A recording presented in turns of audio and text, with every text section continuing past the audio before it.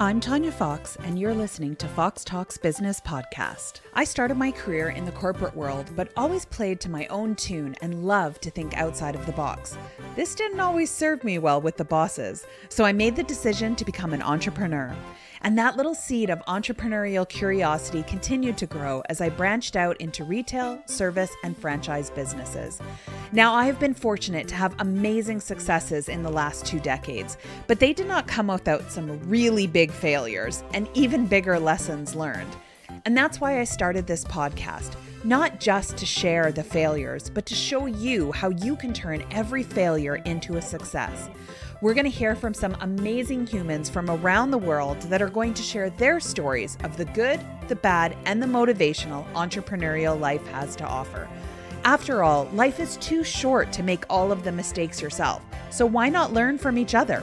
And of course, we're going to have some fun, because as I always say, well, you know what? I'll tell you that at the end of the episode.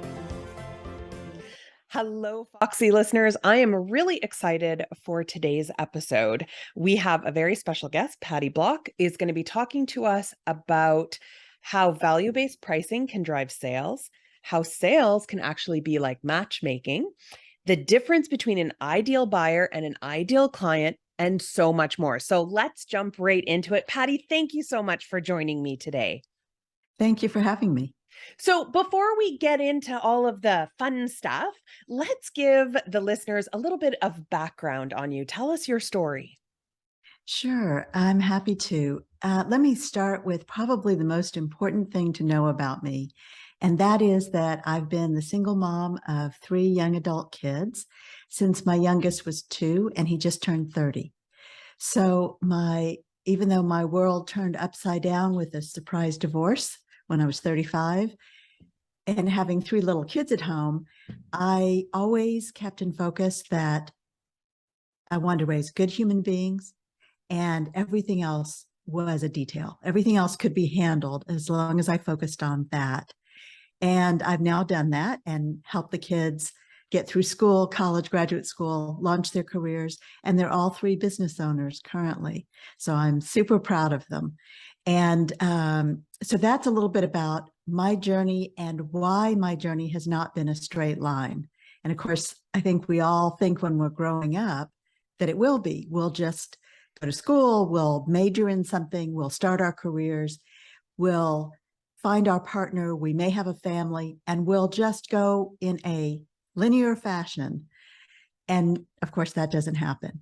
So it didn't for me. And at the time of my divorce, I had a company that focused on political consulting and lobbying, had that for about 8 years, and ended up needing to close it because I needed to get a job that would offer health insurance. So again, a zigzag in my path. And I ended up going to an international school where I was director of development and then director of operations. And the whole time I was there, I was planning this company, the Block Group, which I started in 2006.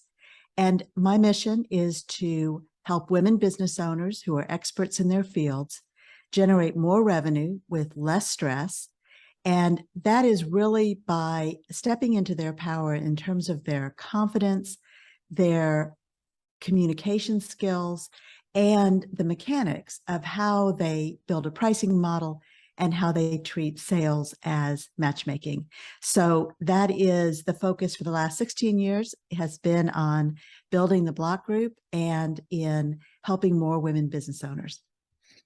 Well, and I was watching a few days ago, I was watching the video that you had on your website. And one of the things that stuck out to me of why I wanted to have you on the show is part of your message of when people are charging hourly, because that's something that is a passion of mine as well, and something that I talk on. So let's dive right in to that. Give me your, let's talk a little bit about value pricing. You bet. I talk about cracking the code of hourly pricing. It is complex. I don't want to imply that it's a simple thing. And the reason it's so complex is because many of us, especially if you have built your career being a technical expert, that's what we grew up with. was hourly billing, and it was literally drilled into us.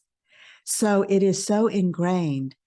There's a sense of safety with that, or security. It's a false sense of security, but we still feel it. So it is really difficult for us to shift from that hourly billing model to value-based. And I know because I've done it and I've helped many, many women do the same. It's not easy, but it's super important. And here's probably the biggest reason. That is, you are providing a transformational service. I know your audience is doing that. That's why we're in business, because we want to have impact and provide a service or a solution that really helps people. And pricing hourly is transactional.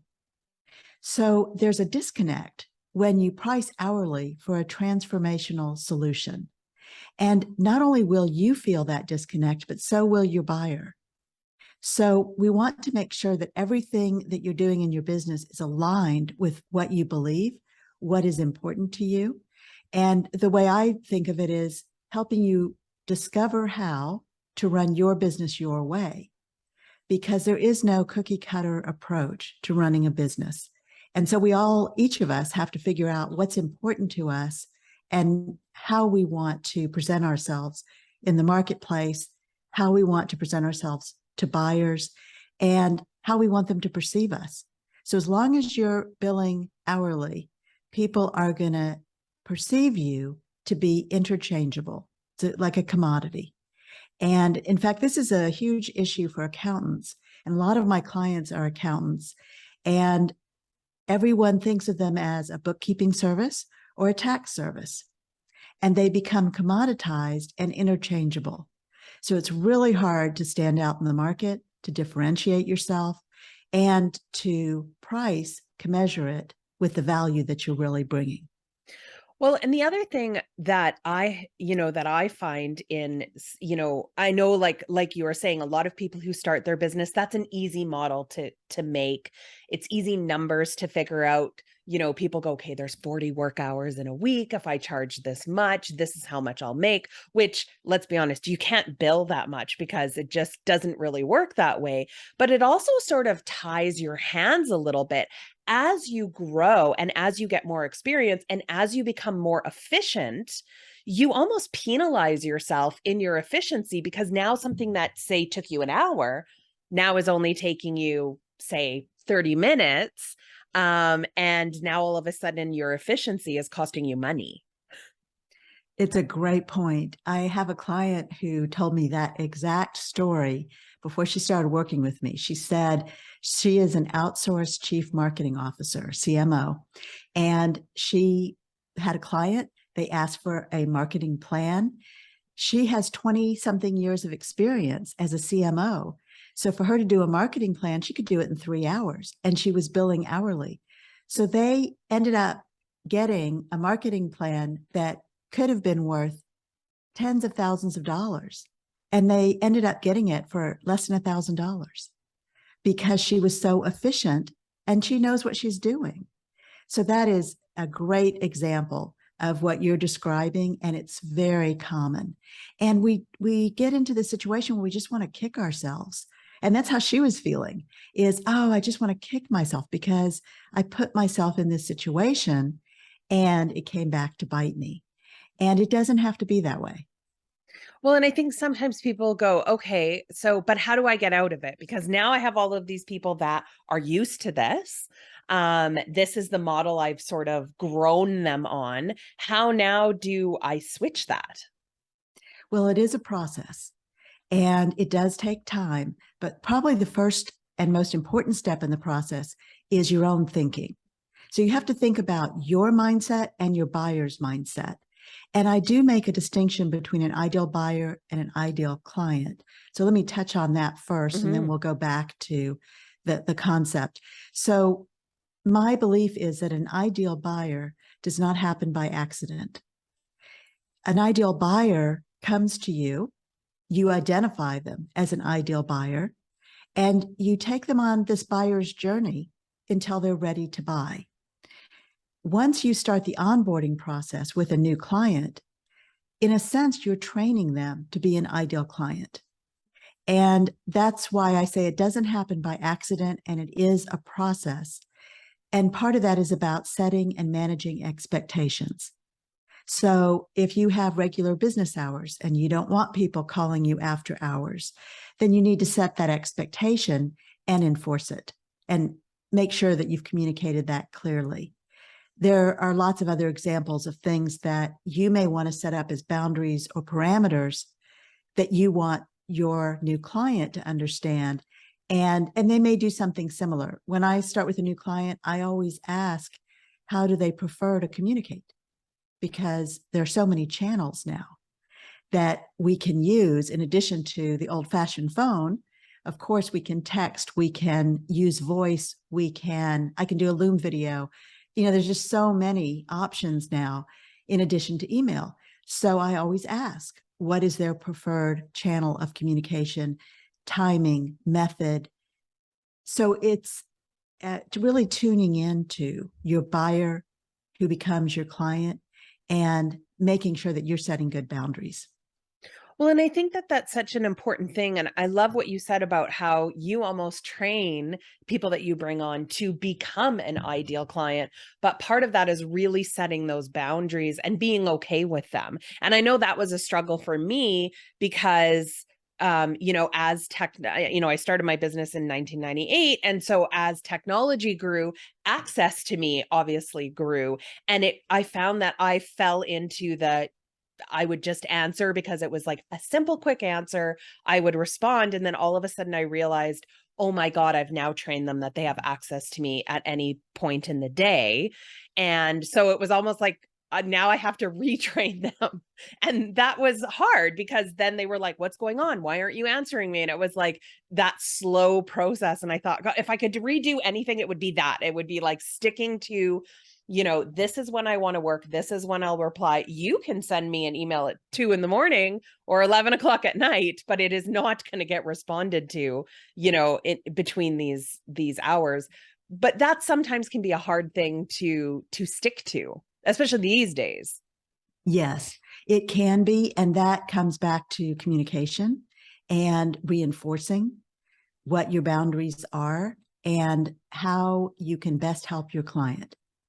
So really tuning in. And as women, we have very strong powers of perception and intuition.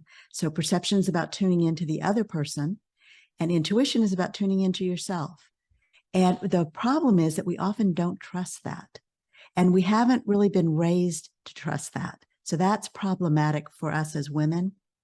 But you're right, you have to reinforce whatever you've set up. And I wanted to circle back to two things. One is you asked about how do you transition from an hourly model to a value-based model. But the other is we were talking earlier about excuse me, I've lost my train of thought. That's okay. So let's go back to how you shift from hourly to a value-based model. So it's a process and starts with mindset, your mindset and your buyer's mindset. And you can't imagine what's going on in the mind of your buyer. And I encourage people not to spend a lot of energy trying to figure that out. It's what I call mental gymnastics, right? You're not going to be able to figure out what is going on in the mind of your buyer. But by asking strategic questions, which is a process that I teach, you can start to understand where they're coming from, what's important to them, and where there's alignment. If this really is going to be a good fit for you, that's what I mean by matchmaking. You're evaluating if they're a good fit for you, they're doing the same. The challenge is that we want to believe that any buyer who comes to us is an ideal buyer. And if they're not, we can change them. And it's kind of like when you were first dating and somebody showed interest in you and you thought they were the one, right? Because I know I did that. Yeah. And I'll take you. I can just make you what I want. That's exactly right. Yeah, and we settle. We do. And I have confidence that I can change you. Little things that are bugging me now, oh, that's not really a problem. Well, those are red flags. And that is true in your sales process as well. But we tend to rationalize away or ignore those red flags. So we end up taking buyers who become clients that are not a good fit for us, or perhaps we're not a good fit for them. And that creates a whole new set of problems. So it's a really common dynamic. And what I call the hope factor. I actually have a name for it because it's so common. So it's really tuning in and making sure they're an ideal buyer before you progress. That shift, as I mentioned, you have the mindset issue and getting over your own issues around money, around revenue, around profit, around feeling greedy, feeling guilty, feeling that you're not being fair. I hear that frequently.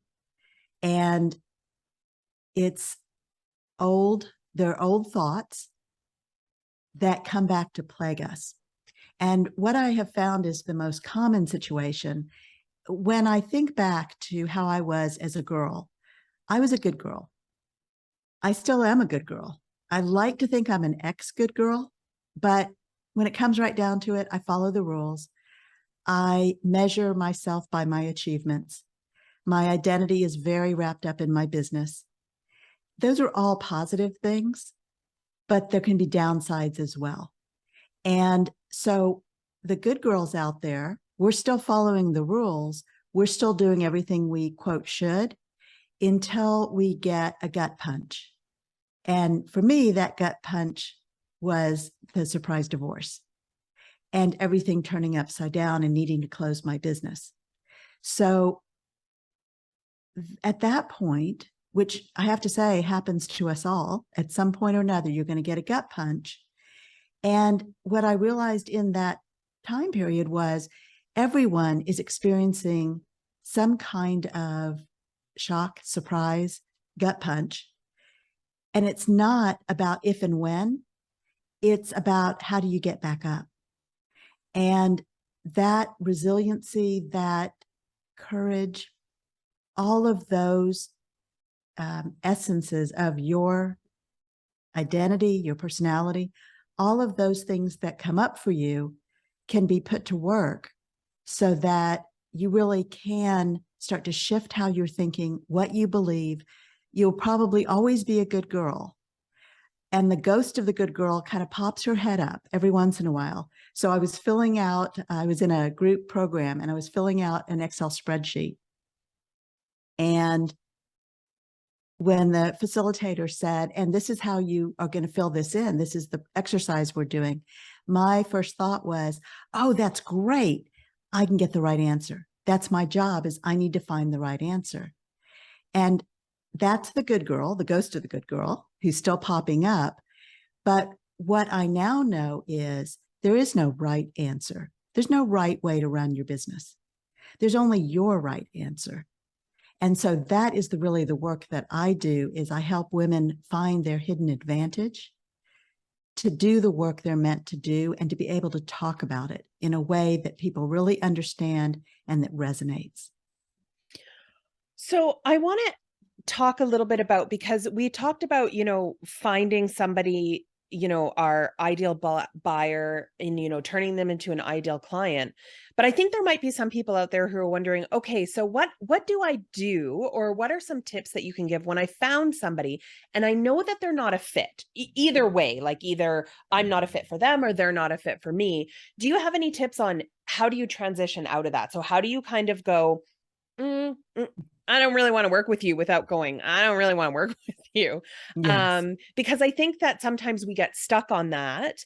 And then, so sometimes people just go, well, I'll just take everybody. Because I don't Yes. want to say no. Because how do I do that? I don't want to, it's like you said, that goes to the good girl that sort of says, I don't want to say no to somebody because I don't want to Yes. turn them down. That's right. And that I speak for myself when I say, I know what it feels like to feel rejected. And so I don't want to make someone else feel rejected, right? And we work really hard to be nice people. So yes, that is a huge issue. So I have a process called Painless Selling to Ideal Buyers. that I teach. And when I mentioned a little bit ago about those strategic questions so that you can evaluate, that process makes it easier if and when you decide to say no. One of the things that you can do as you are talking with a potential buyer is, first of all, pay attention when they say something that catches your attention. So for example, if you're a business advisor and someone, and I do ask this question, so what business advisors, you don't have to tell me who they are, but how many have you worked with in the past? And what has your experience been? And if the answer is, I've worked with 5 other business advisors in the last 6 years, it's a red flag. Because especially if they then say, and, none of them were a good fit, and I just couldn't, like, they didn't really understand what I was saying. And I think I reacted too quickly, and I just chose the person who was in front of me instead of the right advisor for me. And I do hear that. If it happens once or twice, I don't consider that a red flag. If it happens many times in a short time frame, I do think of that as a red flag because it calls 2 things into question for me. One is their decision-making skills. How did they choose that person? Why did they choose that person? And why did they end the engagement? So I don't ask those questions, but I'm thinking them. And the second is, I wonder if there is some problem underneath. Perhaps the person I'm talking to is not a good communicator, and the advisor that was helping them didn't find a way to help them. So those 2 things get called into question for me, and I start wondering about the red flags. But as women, what we typically do is we either ignore the red flags and think, oh, I'm just being silly. Or, which again is about not trusting your intuition, or we rationalize it and we say, well, they just didn't find the right person yet. I'm the right person. Yeah, I can help. I'll be the one. I'll be the one. Exactly. So that's a dynamic that I see frequently. Let's go back to your question of how do you say no? So let's say I'm in the process, in a sales process, and I recognize pretty quickly that it's not the right fit, I will stop what I'm doing. I will not continue the process. And I will say, given what you've shared, I really appreciate hearing all of this information. And given what you're sharing, I believe I'm not the right resource for you. Not that they're not right for me. I'm not right for them. And that happens all the time. And it doesn't feel like a rejection because, first of all, there are lots and lots of different providers out there. So if you're talking to a tax accountant and you're interviewing people as a vendor, you know pretty quickly if you're communicating well together, if there's some connection, and you know equally fast if there isn't.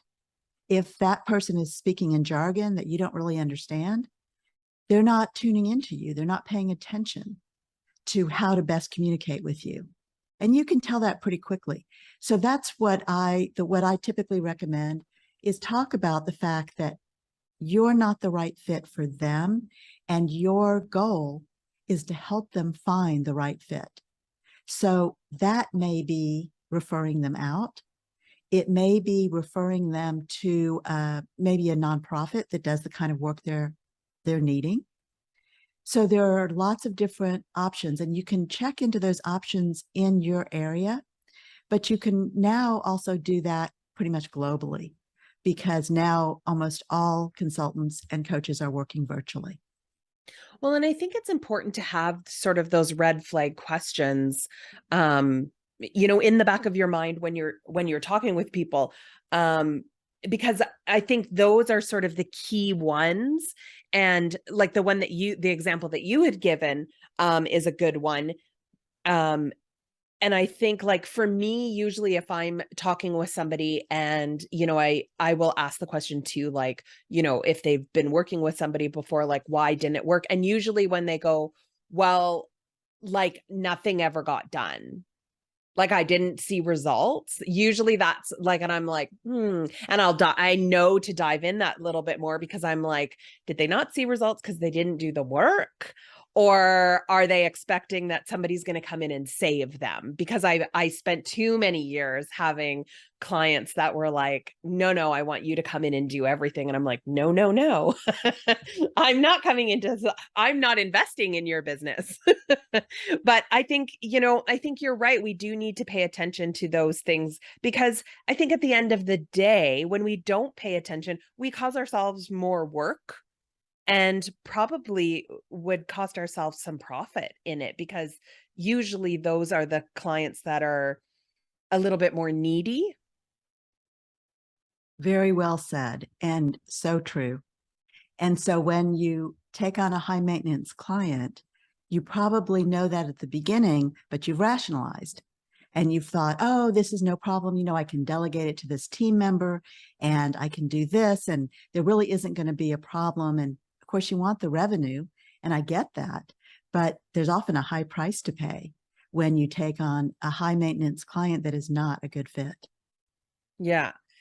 So let's talk a little bit about some of the stuff that you do. Like who is your ideal buyer and ideal client?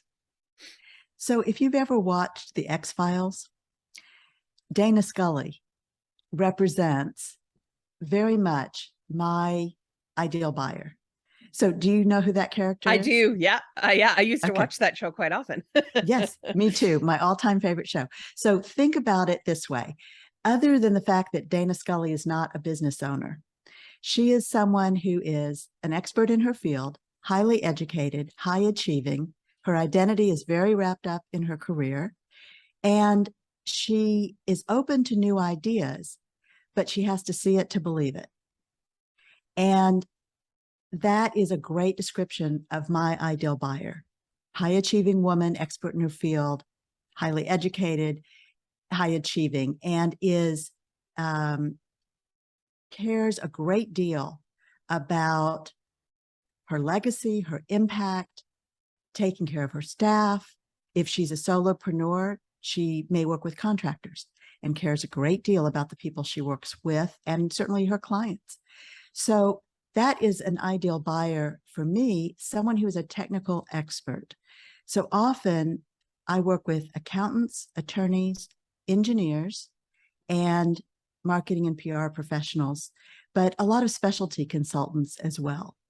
And it's one of the things I love about that is the variety. I don't need to be an expert in their field because they are, but I can help them discover how to run their business their way and to be successful on their own terms, whatever that means to them.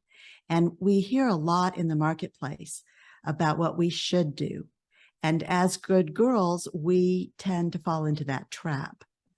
I have people who keep telling me I should do a podcast. I should host a podcast, and I should do this, and I should do this, and I should do this for all these reasons. And while that is a wonderful strategy, it's not my strategy. I have other strategies that I use. And so it's really understanding what's most important to you and where you want to put your time and energy.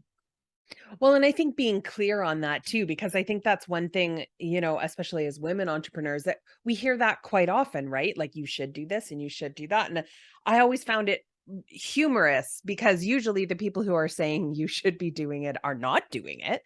Because I always laugh when someone's like, oh, just start a podcast. And I'm like, oh yeah, it's super easy. Like, why don't you just build your house? Like, just tear it all down and then just like rebuild it. And they're like, well, I don't know how. Well, exactly. Like, well, it's not that easy. Exactly. Um, Exactly. and being, I think also too, what I love what you're saying is being true to what works for you and not feeling like you have to go with what everybody else is saying that you should do, because really at the end of the day, what is comfortable for you and what is going to work for you. Because if it doesn't feel right to you, then your business almost becomes a struggle all of the time because you're trying to live up to an expectation that you don't really want. Do you find that as well? I do. And one of my kind of pet peeves is talking about growing and scaling. Mm. Most of my clients have no interest in scaling their business. They don't want to be a $50 million company. And the boutique practice concept works extremely well for people that are experts. And when you start adding staff and an office and all the complexity of scaling your business, you're creating a whole new set of problems. So it is not simpler. It is more complex. And I'm a big fan of structure, standards, simplicity, that it's really about streamlining. And a lot of business owners lose sight of that because of what they're hearing from colleagues in the marketplace, maybe from competitors. They're hearing all this stuff, and it is very confusing and frustrating.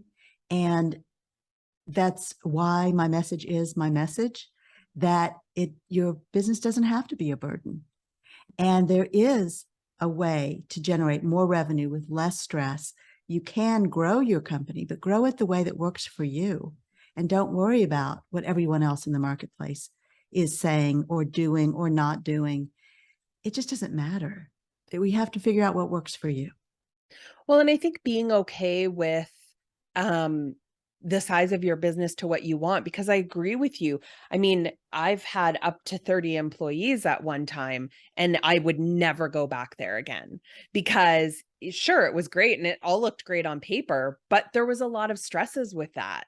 And there was a lot of extra pressure because now I was concerned about the well-being of families and lives of 30 people. And at the end of the day, I was like, I don't want to be concerned with this anymore. But it was very difficult for a lot of people, in my group when I decided to scale down. A lot of them were like, that's ridiculous. Like, why would you sell stuff off? Like, why would you give that up? But at the end of the day, I had to realize that it wasn't about them. It wasn't about the numbers. It wasn't about the outward look. It was about, I don't want to have to worry about that anymore. I want the peace of mind to have the life that I want as opposed to being obsessed with 30 lives. That's right. And the truth is, you're probably more profitable now Yes. than you were then. And you're not losing sleep over making payroll. Yes. Well, and I found that I was more profitable not only in what is in the bank account, but in my time. And Yes. for me, that was the richness. I wanted to be rich in time. I wanted to be able to go kayaking at noon or to sit outside, or like, to me, that novelty of being able to do things that I love and enjoy. I live in Canada, in Alberta, the weather changes every 5 minutes. So when the sun comes out, you enjoy it because winter is going to come and it is going to be long. And I was just tired of watching all of this beautiful weather go past my window. I get that. And it's a very common refrain. And again, bigger is not necessarily better, which is hard for me to say because I'm based in Texas. And typically we think bigger is better. That's almost the slogan, isn't it? It is, actually. It is. So I wanted to go back for a moment to value-based pricing. And my program is called value-driven pricing. And one of the dynamics that I had seen for many, many years, and you were asking the question about how do you shift to a value-based model. And when we think about mindset, this is how my mindset shifted. I had been seeing a pattern for many, many years, but I didn't have any language around what is that pattern that I'm seeing in all these women business owners that I'm working with. And I now realize what that is. When I was growing up, my mom used to make these fabulous cookies. The whole house smelled good. It was warm. The cookies were gooey. And all my life, I watched my mom eat the broken cookies. But it wasn't until I was a teenager that I even thought to ask her, why do you only eat the broken cookies? Do they taste better? And she laughed and said, no, I eat the broken cookies so you can have the whole ones. And not too long ago, I saw this really shocking statistic. 62% of women rely on their business for their primary income. And 88% of women business owners make less than $100,000 a year. And all of a sudden, this image of my mom eating the broken cookies pops in my head. And I realize that is the dynamic that I have been seeing all these years. What happens is we as women bring that spirit of self-sacrifice into our business. We undervalue ourselves, we underprice our services, and then we over-deliver. I've never met a woman business owner who is not over-delivering. That's part of our nature. And it certainly is as a good girl, right? Because everything's about achievement. So I always want to over-deliver. Well, when we do that, our profit goes poof. And that dynamic is what I call the broken cookie effect.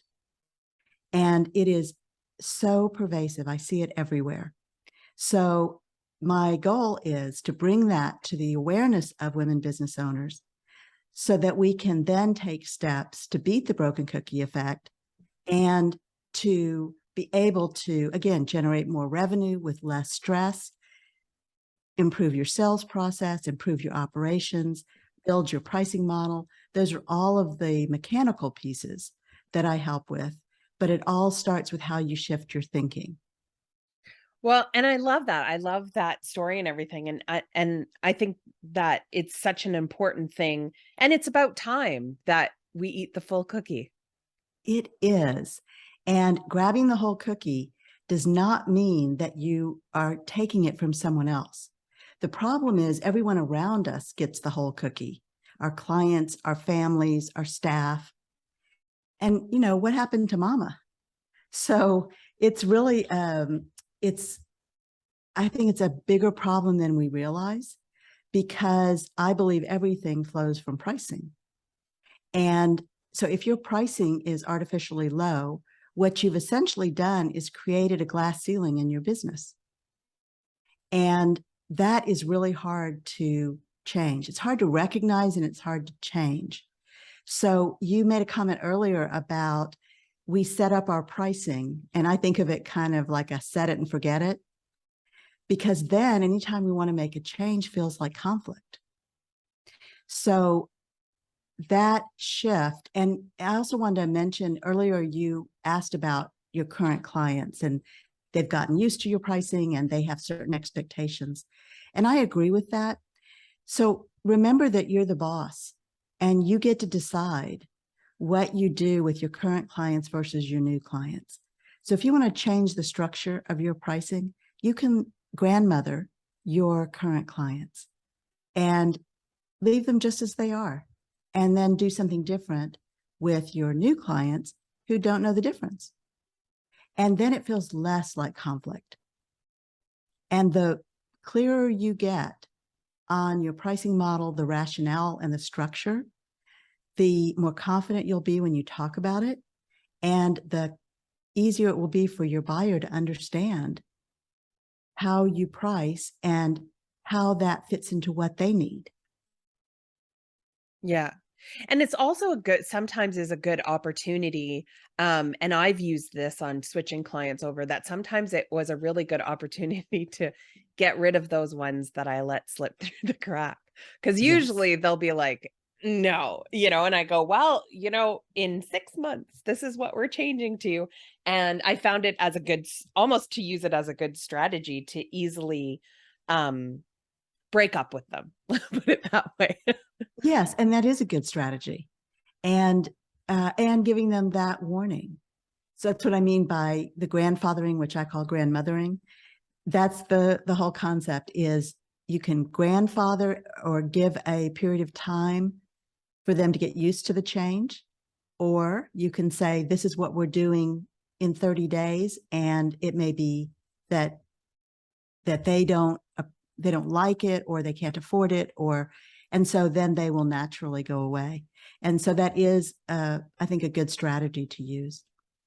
So if people are out there and, they're really connecting with what you're saying, but they need that little bit of extra help, tell us all of the places that they can go to find you to learn a little bit more about, just learning from you as well as potentially working with you.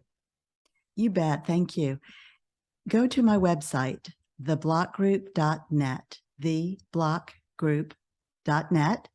And there you will find, first of all, there's lots and lots of free resources that are on my resources page. So there's a lot of information there because I do want to help and empower women business owners. I only work with women. Also, I offer a free quiz, My Revenue Roadblocks. When you go to the website, it's on the homepage. And that will help you identify what roadblocks are in your way in terms of generating revenue. And you'll get a report, and it will help you understand some of the first steps that you can take to shift your mindset. So those are two things you can do right away.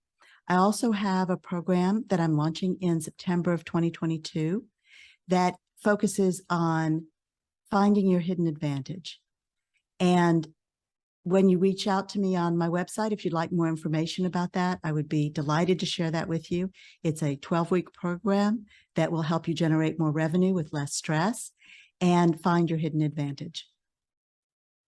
Perfect. And we'll make sure that we have all of those links in our show notes and in our blog as well. And you'll have to make sure that you send me the information too for the program so that we make sure we can have those, because I think there will be a lot of people who, are interested in, I think if you're out there and you're sitting there and going, there's something that's not right. Like, I'm doing well, but I want to do better in whatever group, then I think this is a great avenue. And there are so many resources that have on that page for, people to sort through if they're just sort of maybe on the fence for that. So Wonderful. Well, thank you for having me. it's been a pleasure, Patty. Thank you so much. To learn more about Patty, you can find all of the links on our website. Just head to foxtalksbusiness.ca, click on blogs on the left-hand side of the page. You're going to see this episode. And as well, there's going to be a link there for her revenue roadblock quiz. So this is a quiz that helps you to discover what's in your way, how to knock down those roadblocks. And, it's really for women business owners who's an expert in their field. If you're thinking like, why aren't you generating more revenue? What's keeping you stuck? How can you stop stressing about money? This is something that you're definitely going to want to take the time to go and check out. As well, don't forget, it is coming up quickly, but our Stop Trading Minutes for Money Masterclass is happening on September 21st. So we will have the link in the show notes on where you can sign up for that. There's 2 tickets, one for $27 or our VIP for $47.